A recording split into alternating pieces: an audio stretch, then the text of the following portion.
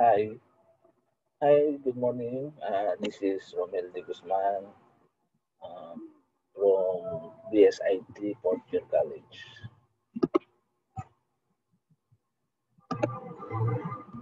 Now, we will discuss about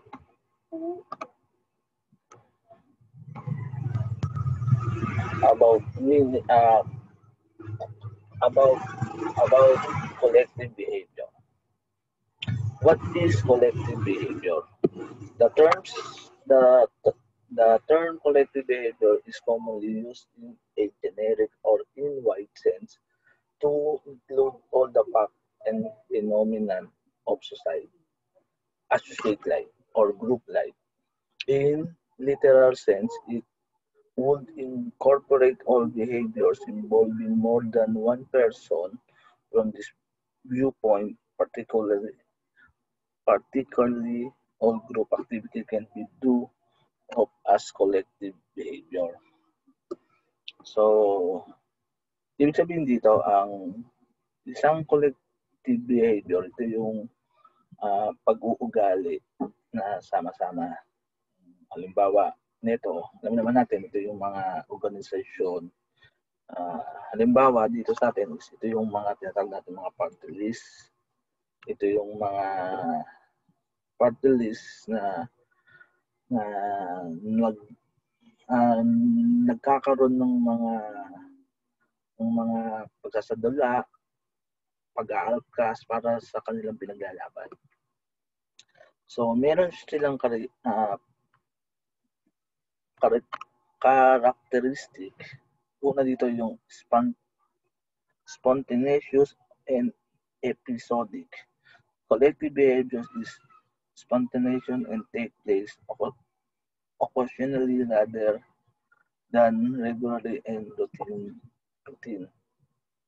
So, itong characteristic na ito yung parang sinasabi natin na pagsasama ng ugali ay kusang loob at nagaganap paminsan-minsan sa halip ay regular. So ito yung mga ginagawa dito sa atin na bigla-bigla silang nagkakaroon ng mga pagsasama or kusang loob nilang ginagawa yung pagtitipon halimbawa sa mismong EDSA. So kusang loob nila yon na nagpupunta ron para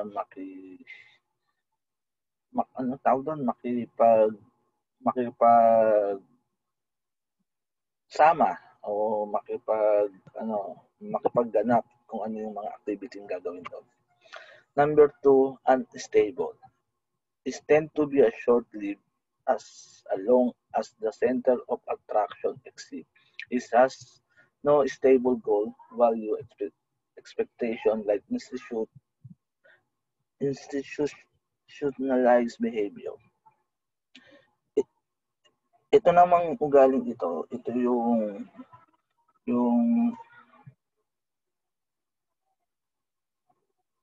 yung mga ugali na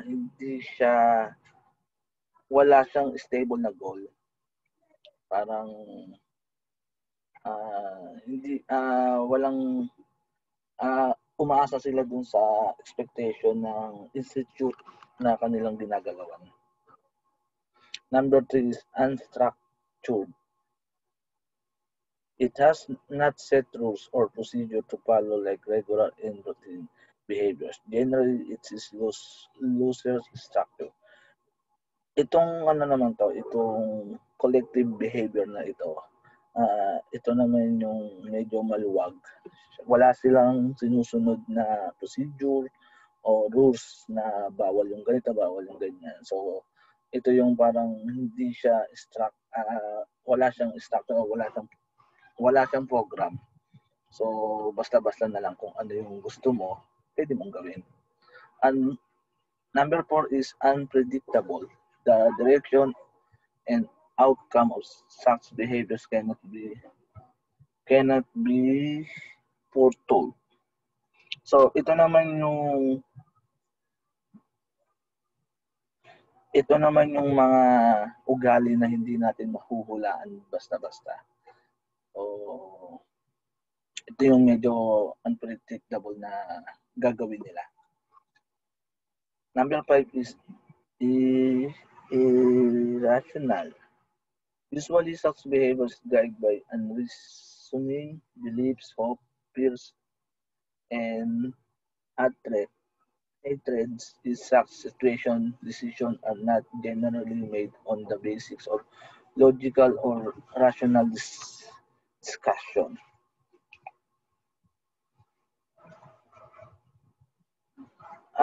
Ito namang pag-uugali nito, ito yung mga kailangan pang gabayan.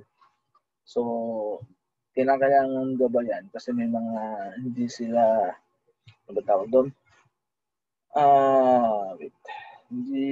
Hindi makatwirang paniniwala. So, kailangan meron itong gabay. Meron dapat itong procedure na dapat sinusundan sila kasi baka gumawa sila ng hindi dapat. Number 6, emotional. Sometimes such behaviors emotional based on considerable person interaction. So, alam naman natin ito na ito yung kadalasan nakikita natin na nagiging emotional yung mga collective behavior. Tulad na lang halimbawa sa mismong EDSA. So, nagiging emotional sila kasi naaalala nila kung ano yung mismong nangyari during martial law. So, kaya kung mismong makikita mo doon, may mga mismong umiiyak pa rin, may mga sometimes na nagwawala kasi nga nandun pa rin yung mismong sakit na dulot sa kanila yung mismong martial law. Number 7, non-traditional. It is non-traditional is the sense that it is not clearly defined according to any culturally established norm and value. In such situation, conventional guidelines and formal authority fail to avoid any direction from social action. So, ito yung mga biglaang pagtitipon, biglaang aklas. So, ito yung ito naman yung mga hindi na makontrol ng ating mga otoridad.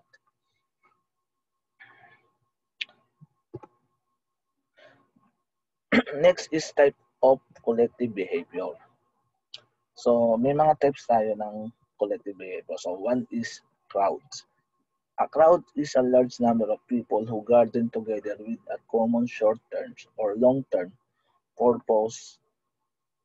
Sociology, Herbert Blumer, 1969, developed a popular typology of crowd based on the purpose and dynamics.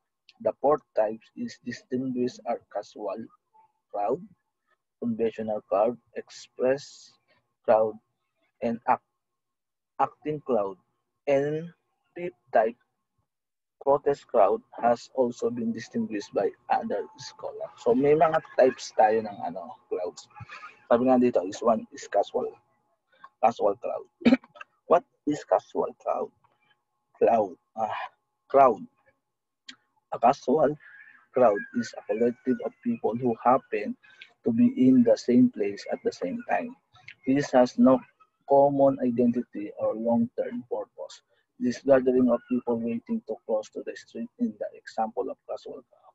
So, ito yung mga example natin. Example natin is halimbawa yung mga nag-aantay dun sa waiting shed ng bus. So, yun is ang doon is parang casual crowd tawag doon. One of the example pa is yung pag mayroong na accident, di ba, nagkakaroon na parang pagtitipon-tipon doon. So, yun, medyo casual doon kasi wala naman silang, sabi nga dito is wala namang purpose yung pagsasama-sama nila kasi hindi naman sila magkakakilala, wala silang common identity. Kumbaga parang casual lang, ordinaryong tipon-tipon lang. Number 2 is conventional crowd. A conventional crowd is a collective of people who gather from the specific purpose. They may be attended a movie, a play, a concert, or a lecture. Goody 1992 again think that conventional crowds do not real act out collective behavior, as their name implies to behavior is very conventional and those related structure. So ito yung mga crowd na makikita natin na nasa concert, nasa PBA, yung basketball, NBA, o kung ano yung mga playing na yan. So ito yung mismong crowd na parang sinasabi nga dito is meron silang specific purpose. Halimbawa, manonood sila ng sine. So, yun yung kahit na hindi sila magkakakilala, pero iisa yung mismong purpose nila is manood ng sine, manood ng basketball. So, hindi sila magkakakilala pero ang purpose nila doon is manood doon sa basketball. Number 3 is expressive crowd. The expressive crowd is collective of people who gather primarily to be excited and to be expressed one or more emotion. Examples include a religious rival and political rally from a candidate. So, eto madalas natin itong ma-experience, itong mga experience crowd na to. Halimbawa, pagpili sa ating Pope. So, makikita mo yung crowded doon sa Vatican. So, may mga tao doon na nag-aantay kung sino yung susunod na Pope. Or kapag magmimisa si Pope, yan, medyo diyan natin may experience crowd. So, makikita natin is medyo emotional doon. One of this yung pag may mga kandidato or nanalo yung mismong parang kandidato mo. So, nagkakaroon ng pagtitipon-tipon para sa Thanksgiving niya. So, makikita nyo sa mga picture dito, yan yung mga sample ng mga expressive crowd. Number 4 is acting crowd. As its name implies, as acting crowd goes one important step behind the expressive crowd by behaving in violence or other destructive behavior as a looting, a mode and intensely emotional crowd that common or is ready to commit violence is primary example on an acting crowd. So ito yung common ito kay expressive crowd na nagtitipon-tipon sila ng isang layunin. Ang pinagkaiba lang nila, ito is masyadong mayroong emotion. So ito yung nagkakaroon na ng mga violence. So nakikita natin to madalas sa US, madalas nangyayari ito. Dito sa atin medyo hindi ito ganun kagrabe, but nangyayari sa atin ito kapag yung medyo hindi na makontrol ng ating kapulisan yung mga naglalari. So nagkakaroon tayo ng parang violence. So makikita din naman natin sa next dito sa protest crowd. A protest crowd is a collective people who gather to protest about a political, social, cultural, or economic issue that gather of people who participate in a sit-in demonstration, march, or rally are all example of protest crowd. So ito yung sinasabi natin na kadalasan natin nakikita, protest crowd. So ito yung mga tao na ito yung mga crowd na pinaglalaban nila yung pagbabago or kung meron silang against sa ginagawa ng gobyerno or basta yun. Dalas natin makita to sa EDSA, sa malapit sa Malacanang. So ito yung usually na ginagawa ng mga party list natin.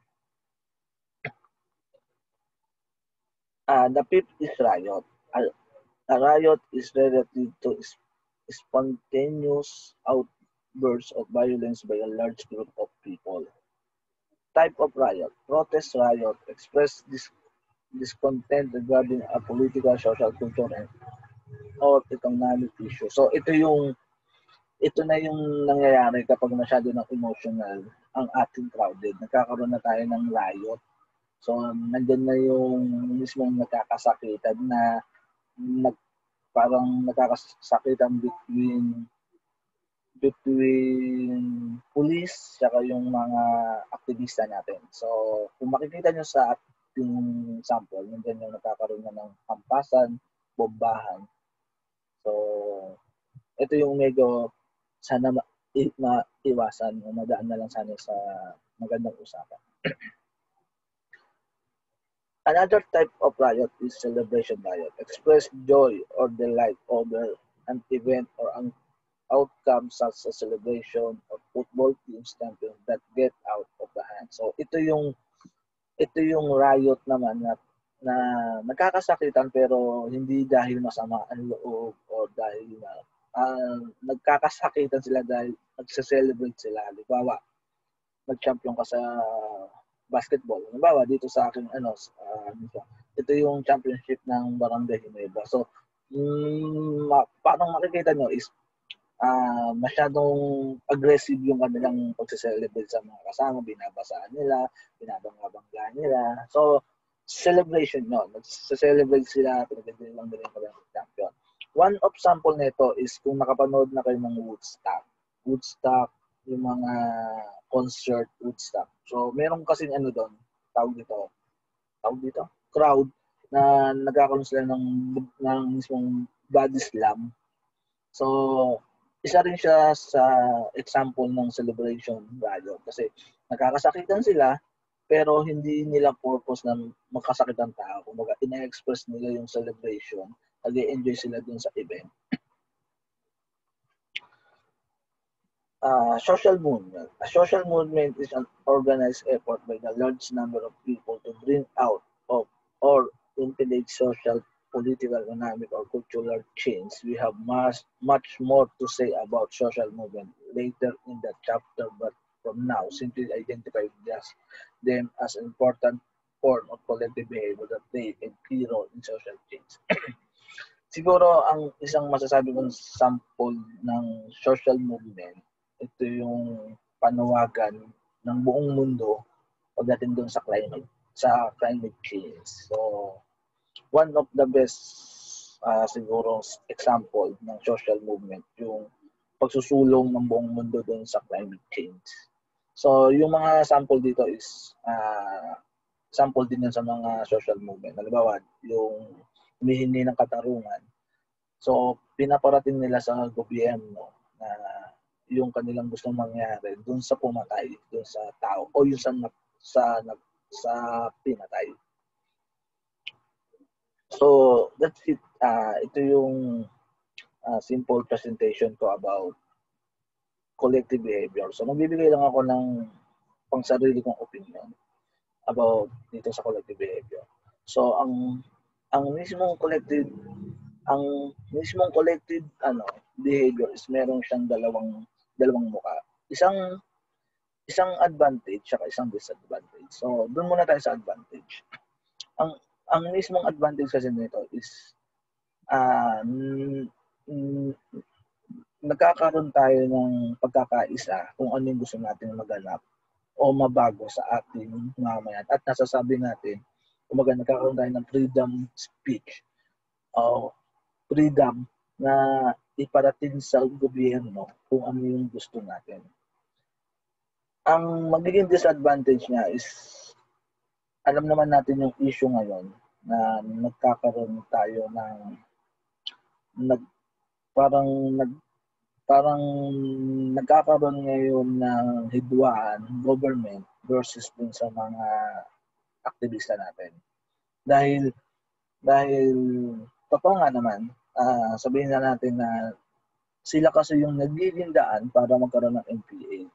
So, ako madalas akong manood nga ng mga mismong Madalas ako manood ng balita. Napapakinggan ko naman both side nila. So, meron naman point din naman na saan ba magsisimula ang NPA kundi din dun sa mga aktivista, di ba? Mas madali silang hikayatin kasi yung mismong pinaglalaban nila is pinaglalaban din ng NPA.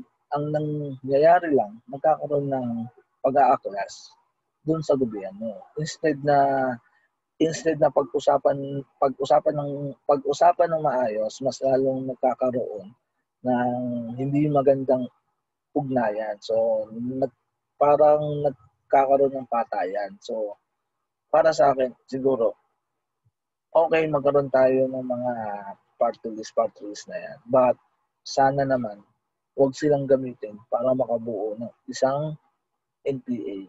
So, kawawa kasi yung mga mamamayan natin, kababayan na walang alam kung ano yung nangyayari. Diba? So, muli, thank you and Happy New Year and Merry Christmas.